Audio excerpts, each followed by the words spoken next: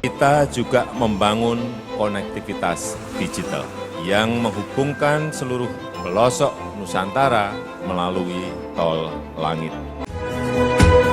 Pada tahun kedua pandemi, dampaknya bisa jauh lebih mematikan dibanding tahun pertama. Perkembangan varian-varian baru virus COVID-19 menjadi tantangan tersendiri bagi dunia. Selain itu, disparitas atau kesenjangan global atas akses vaksin masih lebar. Kesenjangan itu sangat nyata ketika 83% dosis vaksin global sudah diterima negara kaya. Sementara negara berkembang hanya terima 17% untuk 47% populasi dunia. Saya harus kembali mengingatkan kita semua bahwa kita melakukan langkah-langkah nyata, yaitu dalam jangka pendek kita harus mendorong lebih kuat lagi dosis khususnya dalam mengatasi masalah rintangan supply. Dalam jangka menengah dan panjang, kita harus melipat gandakan produksi vaksin untuk memenuhi kebutuhan global dan membangun ketahanan kesehatan.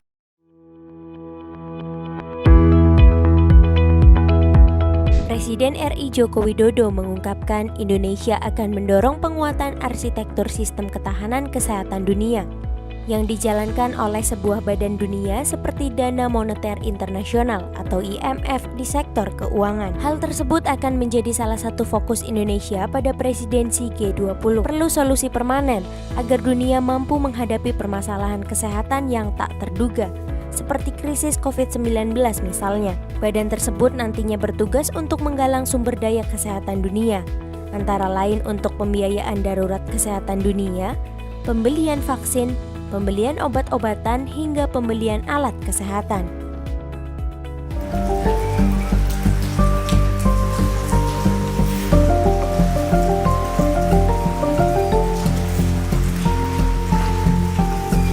Hal yang paling terbesar itulah penolakan pada saat kita ke rumah-rumah, itu bermacam perilaku yang kita dapatkan.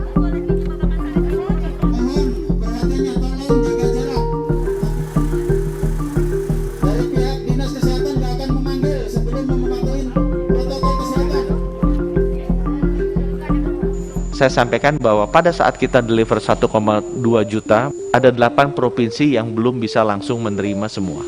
Rupanya kami tahu bahwa catatan yang ada mengenai jaringan distribusi rantai dinginnya yang ada di kami itu kurang lengkap.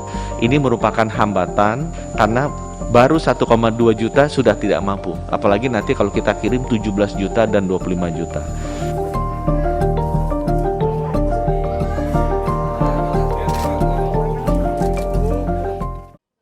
Kementerian Lingkungan Hidup mencatat jumlah limbah medis meningkat hingga 30% selama pandemi COVID-19. Akibatnya, kapasitas pengelolaan limbah medis belum bisa menangani dan menjangkau seluruh limbah di berbagai wilayah di Indonesia.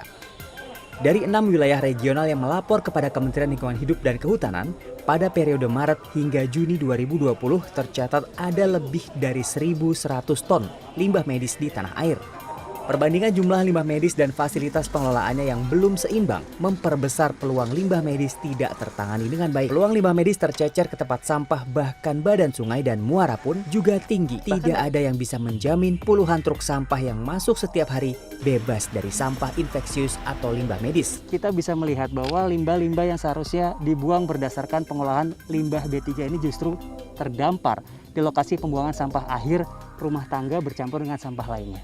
Di era yang serba teknologi saat ini, berbagai macam hal dapat dilakukan dengan sangat mudah melalui smartphone. Pengembangan teknologi digital saat ini memberikan kemungkinan aksesibilitas menjadi lebih tepat sasaran, efisien dan efektif, tidak terkecuali di bidang layanan kesehatan. Tren health technology ataupun telemedicine sendiri masih kurang, dan regulasi yang ada pun tidak mendukung. Perkembangan digitalisasi kesehatan sendiri bisa dibilang sangat luas. Dari segi para penyedia layanan sendiri, dengan adanya digitalisasi di dunia kesehatan, tentunya hal ini akan mempermudah mereka untuk terhubung dengan para pasien dan juga memberikan kemudahan untuk para pasien terutama di masa pandemi dan ke depan nantinya. Vaksinasi merupakan bagian dari upaya perluasan vaksinasi yang kita lakukan untuk mengendalikan penyebaran COVID-19 karena kita tahu bahwa COVID ini tidak mungkin akan hilang dan oleh sebab itu kita harus mulai menyiapkan transisi dari pandemi ke endemi dan juga mulai belajar hidup bersama dengan COVID. Ini penting saya sampaikan agar kita tidak euforia yang berlebihan. Saya rasa itu yang bisa saya sampaikan. Terima kasih.